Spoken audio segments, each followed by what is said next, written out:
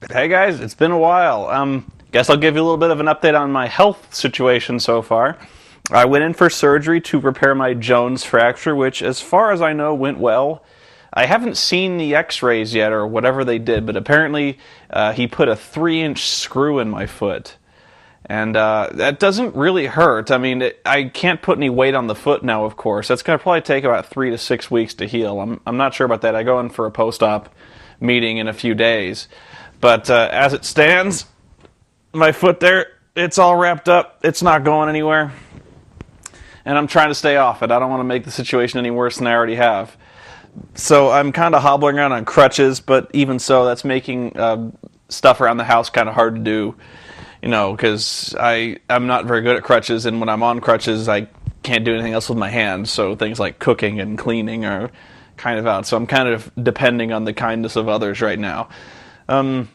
Although it is rather fun, I went to the store a couple times and I got to use those little electric scooters, which are actually kind of a lot of fun. You never, if you are not handicapped, you don't get to experience the wonders of the electric car, but they keep them pretty well maintained, and I had fun with that. This may be the last wrestling-related post for a while, just because I don't really watch that much wrestling. I tend to have it on as background noise if I ever have it on. But this was kind of a historic occasion in the wrestling world, probably one of the biggest weeks in a long, long time. Most notably for two reasons. One is the return of Bret Hart to the WWE, which was kind of the hell freezing over moment of wrestling, which blows you guys' mind. The second is that TNA, Total Nonstop Action Wrestling, has decided to, at least this week, go head-to-head with Raw.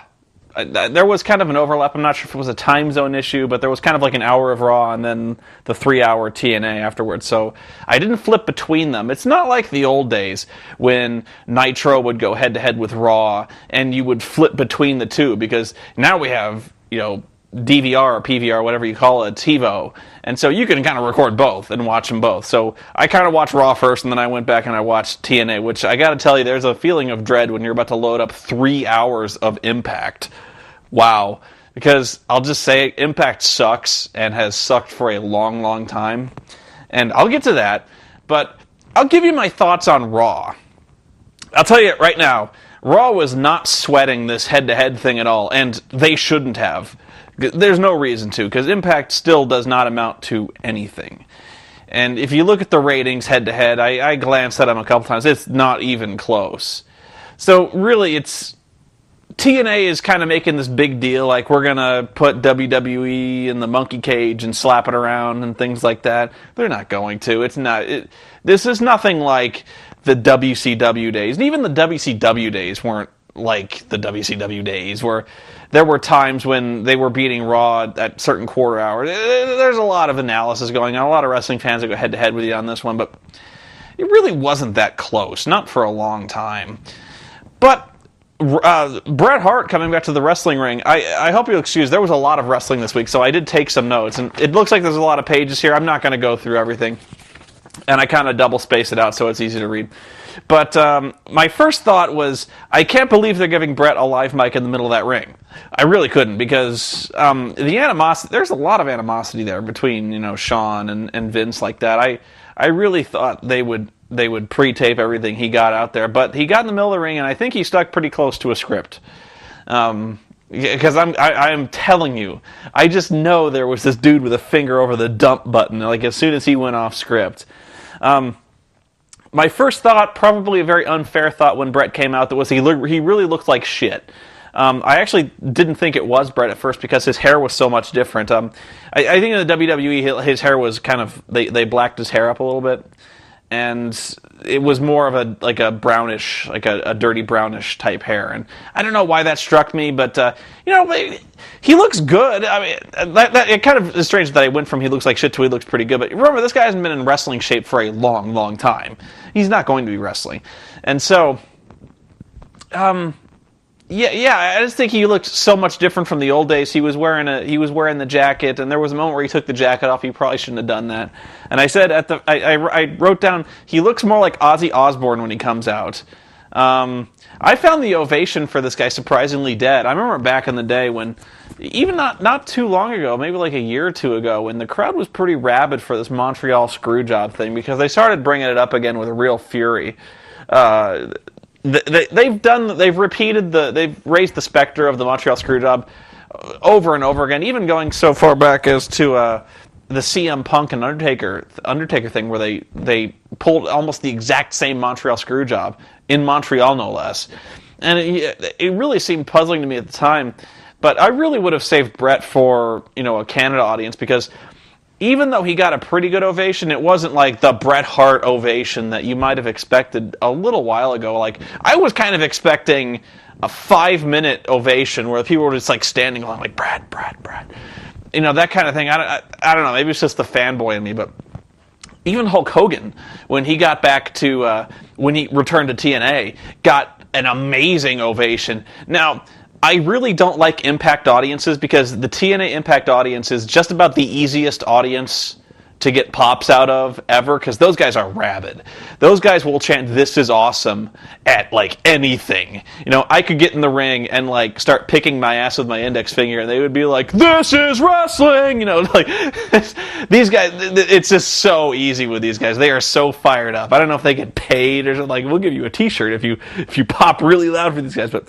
Hogan got that kind of response where he was all very touched and kind of like, calm down, all right, keep going, doing this thing where he got this huge ovation.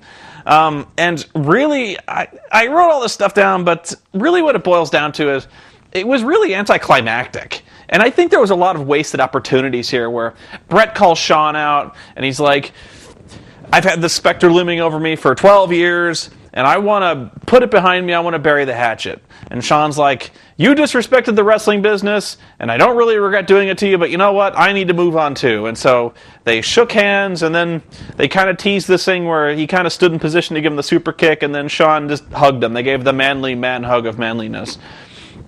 And so they're like, it's over now. And I was like, yeah. And so this never came up during the show. And in actuality, Bret had very little to do with making matches. Pretty much everything you were thinking of, like, all the fanboy booking of a wrestling show that goes on in your head during this kind of thing.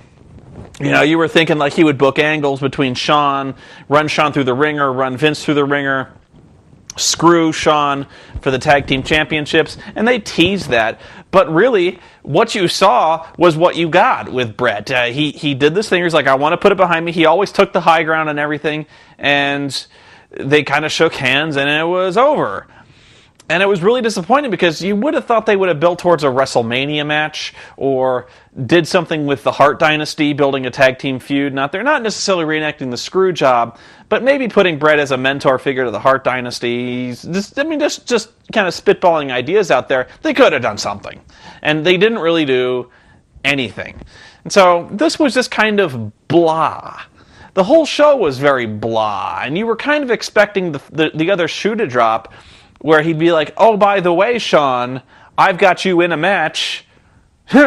Or even Shawn doing something like going buddy-buddy with Bret, pissing Vince off, and Vince is like, so you two are friends now? I went to all this effort bringing Bret back, you said everything, like nothing but good things will happen, and now you two are friends? I mean, and then doing something where Shawn, he's like, you know what, you want The Undertaker? You got The Undertaker. Or like even doing some kind of animosity thing with Vince, where Vince hates Shawn or Vince hates Bret or stuff like that, and they just really didn't do that. So it was kind of, I just would have done so many different things, but I think maybe that Bret really was one of the conditions of Bret coming back, was like, I really don't want to bring this up. I don't want this show to be about Montreal, and I don't want this thing to be about Owen. And I was actually kind of amazed they didn't bring up Owen. And again, that was probably a condition of bringing him back. He's like, Owen is dead. I don't even want to even breathe his name, and they didn't. Like, I would have thought maybe, and that was the reason I kind of thought they would have his finger over the producer would be like, I'm going to dump this guy if he ever mentions anything about Owen, because you kind of figured that he might have something to say about Owen, like maybe he blames Vince for Owen or something like that. And I really would never make that into a wrestling angle, because it's really bad taste. But at the same time, you kind of thought they might try. kind of in that scary, like, ooh, gruesome car crash way. Like, you really kind of hope, but you didn't hope, but they thought they might. But no, they didn't bring back Owen at all. And, like, they didn't raise the specter of Owen. I mean, they couldn't bring him back. They would be like zombie Owen, you know. But no, it was just, you know, and it's a wrestling show. You know what I mean? Like, it's a show about people fighting, and all you really saw in this case was they just kind of got along, and they made up. And I was like, that's boring. You know, I want to see these guys wrestle. At least make matches. You don't have to make it about Owen. You don't have to make it about the Montreal thing. But just have Bret do something, and he didn't really do anything. I mean, it was good seeing the guy back, and I hope he stays back. I really hoped he would at least kind of mentor Hart Dynasty or mentor some kind of superstar or set up feuds, but really nothing got set up here except maybe at the very end.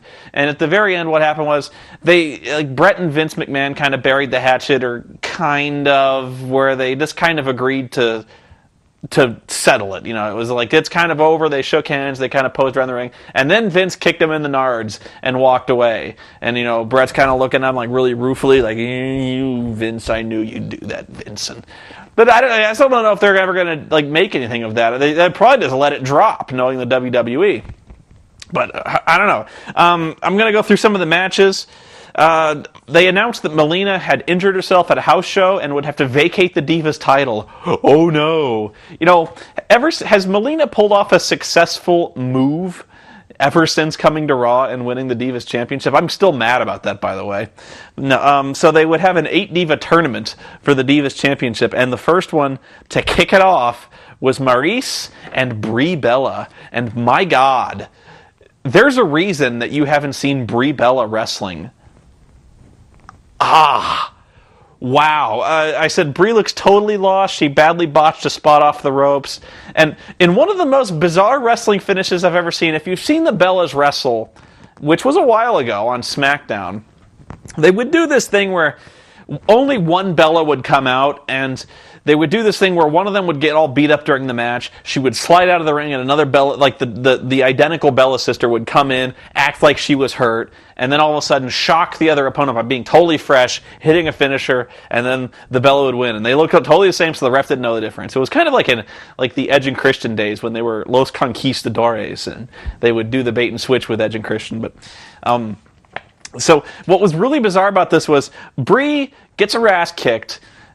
Nikki Bella switches places with her, acts all hurt, but Maryse sees it. You know, she's like, oh, you tricky Bellas. And so she is so overacting that she's hurt. Like, she's like, oh my God, I am so Brie Bella and I'm so hurt. And then Maryse just picks her up and DDTs the fuck out of her. 1, 2, 3. The bait and switch thing amounted to precisely jack shit. So they did this thing where it was like their secret weapon. Maryse sees it, and she was so invested in her role that she ate DDT. It was just like, over. I was like, that is so bizarre. You would have thought as soon as she got close, like she'd have pulled something out of the bag, but no, she was like, I'm acting. I don't know. Fatal 4-Way. I won't go into this one too much, but they announced a Fatal 4-Way for the #1 contendership to the United States title. And it was MVP, and MVP comes down, and then Jack Swagger comes down, and then they cut to commercial. And so they come back, and the match is already underway. And gee, I guess who's not winning? Could it be one of the two people they didn't even bother to introduce? Who was even Mark Henry and Carlito. Yeah, Carlito's got a shot. Big shocker. But really, it was MVP wins, hits the playmaker on Jack Swagger, which I really wondered why you would kill Jack Swagger like that when you've got a perfectly good jobber in Carlito to destroy. By the way, I still think that Carlito looks amazed every day he's on TV that WWE is still employing him. He's like, he stopped trying like 16 months ago. Just stopped. He might as well bring his lines out on index cards and just be like, that's not cool. I don't think you're cool. Carlito takes apple. You know, it's just about that level of investment that Carlito's had in this business ever since they broke up the Colon brothers. Just nothing. Miz was on commentary, and how much of a joke does he look like after losing what essentially is... He lost 2 straight matches in about 5 minutes to Kofi, but he got beat by Kofi in like 30 seconds. He got knocked the fuck out. It was just total joke. Jericho asked Bret to be the guest referee for the tag team title match. Bret says he doesn't want to be any part of it. He wants the whole screwjob thing to be over, and that was it. Then they had Triple H and the midget shill useless merchandise, and it was really weird having... It's like this real bizarro land where Shawn Michaels, he's so serious, and he's like, he's bringing up the past with this whole Bret Hart thing, and he's like, this has haunted me too, dude, and I want to put this all behind me, and this thing is over, I blame you, but it's over, and so they're dead serious. He's really grim, he's really pulling off this serious thing, he's like, I can beat The Undertaker, and so Shawn's doing everything he can to act, and then he goes backstage. Backstage is Bizarro Land. Backstage, Triple H is taping a midget to a skateboard. That he's fucking around with dolls, shilling DX merchandise. You know, he's got green boas. He's got fucking Santa hats. He's got the Punjabi prison thing set up, and the midget is eating cookies. And he's like, "Hey, Shawn, let's play with the midget." And Shawn's like, "Are you crazy, man?" He's like, "Why do you talk to him like he's a kid? He's got a beard." And like, he just cranks the goofy meter. It's like there's 2 different Shawns. There's like some kind of weird DX world back there that I hate. Every second of it, I just hate. And I hate the fucking midget. I hate DX. I was actually kind of surprised to see DX retain the tag team championships, but I guess I really shouldn't have been. The stipulation for this slayed me, because the stipulation for this one was that if Jericho loses, he has to leave Raw. For really real this time. Like, he had to leave Raw last time he lost. But now we're serious. Like, now, for real, and that's it. Like, no more goofy things. Like you were gone before, but now you are gone, man. Way out. So, sure enough, Jericho loses. He looks all sad, and he's walking up the ramp like, I gotta go now, just like last time. And you know what? The crowd didn't buy it at all. Like, you know, it used to, you pulled on the audience's balls long enough with this thing where, like, you have to leave Raw, you have to leave all this stuff. You know, the brand separation is such a joke now that it doesn't matter. Like, nobody believes that one brand is better than another. It's all WWE, and you might like one show better than another, but you don't have Team Jacob and Team Edward, you know? It's not like people are like, SmackDown rules! Fuck you, motherfucker! Raw is the awesome show! And, like, you just don't have this delineation. You don't have people, like, fighting over this. So it's not like SmackDown has rabid fans. Raw has rabid fans. Nobody cares. Like, nobody is devastated that Jericho is leaving Raw, because you know it doesn't matter. Like, they have crossovers all the time. Hell, this whole thing between Shawn Michaels and The Undertaker is cross-promotional. And would anybody bat an eye if Shawn Michaels showed up on SmackDown? No. It just doesn't matter. It's like it doesn't matter. You know, so, like, just to ban him from Raw is actually Raw's loss. But does anybody really believe that if they wanted him back on Raw, they'd just be like, I signed a new contract, and the audience would be like, fair enough. You know, that's like ECW. They do that all the time. They're like, that's how Sheamus got over. I think Sheamus was like, his contract expired from ECW, and we signed it. Nobody was like, this is such a coup. Like, how could Tiffany have let this go? How could Sheamus, like, this is such a huge acquisition? They're just like, oh, he left ECW. Big deal, you know. So this whole brand separation thing, bullshit. Speaking of Sheamus, he comes out to brag, says he wants a new opponent at the Royal Rumble, and out comes Evan Braun. And I immediately start laughing, like, are are you serious? And sure enough, Evan Braun was totally serious. He's like, I can beat you, Sheamus. And Sheamus is like, ha ha, you little people, you amuse me. And then he promptly just kills the motherfucker. Like, he hits the Razor's Edge. And I like how the announcers still don't know what to call this move that Sheamus does. It's like a crucifix powerbomb. It's the Razor's Edge. But they don't want to call it the Razor's Edge because that's Razor Ramon's thing. But they're like, they see him hit the Razor's Edge and they're like, Sheamus with a devastating slam. And they're like, yeah, must have really hurt that move that he does, that Sheamus thing. Like, they're not even like the Sheamus bomb. Like, they're just like, that hurts a lot. Yeah, Orton versus Kofi. I thought we settled this, but they decided to do it again. The story here is that Legacy is now at ringside because Legacy's decided to basically kick Randy out of Legacy if Randy doesn't win. You know, kind of a turnabout on the last week's thing, and nobody cares. Nobody cares when heels fight. When heels don't like each other, like the audience is like, who do we cheer? Nobody. And that's what the story is here. So sure enough, Randy wins. Kofi is again reverted to mid-card jobber status, and this is just like the last time this feud ended like 2 weeks ago. Was anything accomplished? I don't know. There was no Cena here, which I think he's shooting a movie or opening some kind of auto race or something like that. No big loss, I'll tell you that much. But that shows you how how not worried they are about TNA. Is like the biggest superstar in the company by far. They're just like, take the night off. You know, they didn't even need Cena for this whole crossover thing.